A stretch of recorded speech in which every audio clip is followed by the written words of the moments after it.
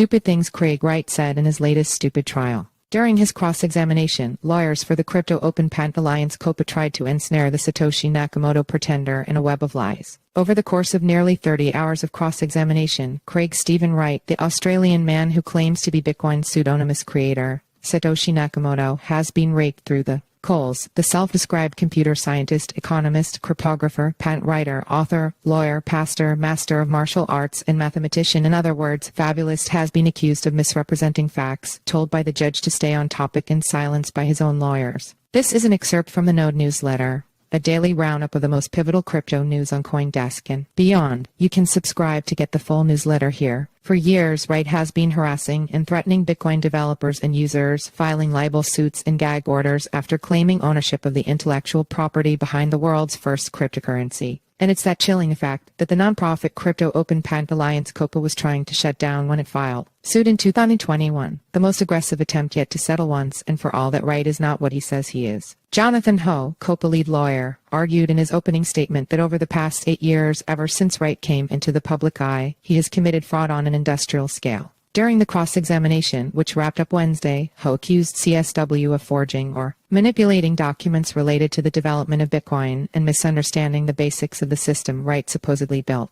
See also, Craig Wright witnesses face questions about their memories in COPA trial that said the burden is on the plaintiffs to prove Wright is wrong. And Wright, who has been described as largely calm and articulate in the courtroom, certainly has convinced people, in the past including his benefactor, billionaire online gambling magnate Calvin Ayre. For many onlookers, however, the case has already been made. Wright, by taking the stand, simply discredited himself. There have been too many inconsistencies, too many happenstances, and too much misdirection to be believed. The trial is expected to go until mid-March. For now, CoinDesk has collected some of the most bizarre, asinine, and head-scratching moments from the case so far. The unusual features of Dr. Wright's behavior. The opening statement from Wright's lawyers, given by Lord Anthony Grabiner, was almost an indictment in itself. Put in the tough position of explaining Wright's reluctance to show how he can interact with any of the millions of Bitcoin linked to Satoshi thus easily. Proving his right to the Satoshi mantle, Grabiner said it was down to philosophical differences. Apparently, Wright's unusual behavior of flip-flopping on whether to sign a transaction, as he pledged to do in 2016, would conflict with Wright's core belief in privacy.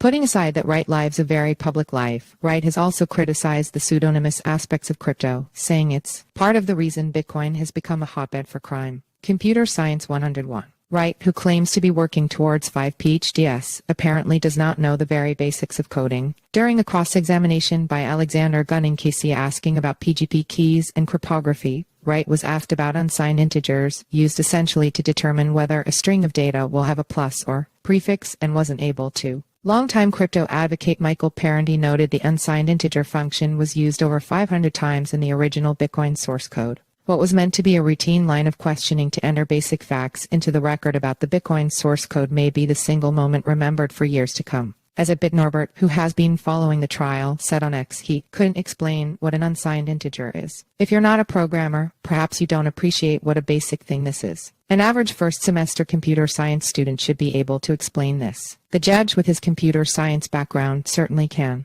This is like having someone who says they are a mathematician not being able to explain what multiplication is. Weird. Insecurities. Wright likes to make himself out to be a workaholic. At one point in the trial, he said he has written 3 patents so far that week, during lunch chimes. On February 13 alone, he wrote 2 papers. Thankfully, he has given the courtroom a little insight into what drives him to work tirelessly. I keep being told by other people what I can and cannot do. I keep being told I am useless by others. This is one of the reasons I keep getting all these degrees, he said on the last day of his cross-examination. If you were thinking that Satoshi Nakamoto created Bitcoin in an attempt to better the world, think again. It turns out that he actually had a huge chip on his shoulder and an emptiness inside. Why lie? In 2020, Wright published a blog titled As an Autistic Savant that made the case that he was telling the truth about inventing Bitcoin because he had Asperger's, a diagnosis that was retired from the Psychiatric Association's Diagnostic and Statistical Manual of Mental Disorders in 2013. Lying is not something I do easily or well, and my behavior is not a mark of deception but rather normal for autistic individuals. I am brutally honest but also incredibly precise, he said. It'd be too much to list every inconsistency brought up in the trial. The main strategy of the COPA legal team has been to force Wright to account for the hundreds of indications of forgery and manipulation found by a forensic evidence expert in emails, documents, and computer files submitted into evidence. See also,